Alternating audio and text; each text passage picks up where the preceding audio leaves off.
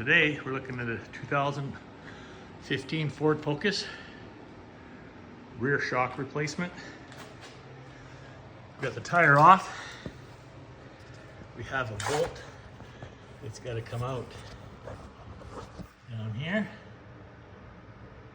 15 millimeter, and we got way up top there, bolt there, and a bolt there to get undone.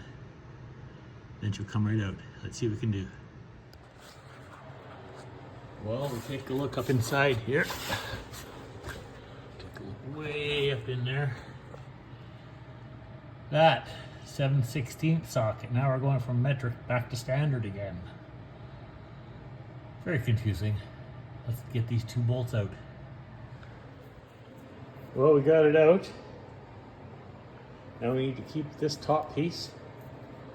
Put a wrench on here, and if it turns, we got to get another wrench on top of there. Get that nut off so this piece comes right out. Well, we got the top off. There's the very top piece, and then that piece. Let's take the new one, and we'll put it together.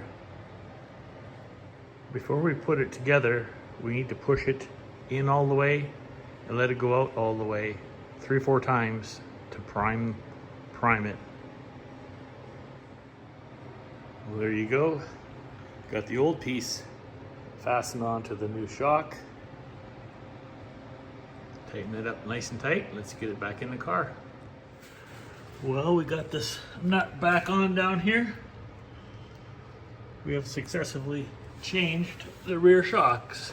2014 Ford Focus. Hope that helped you change yours. Don't forget to like and subscribe.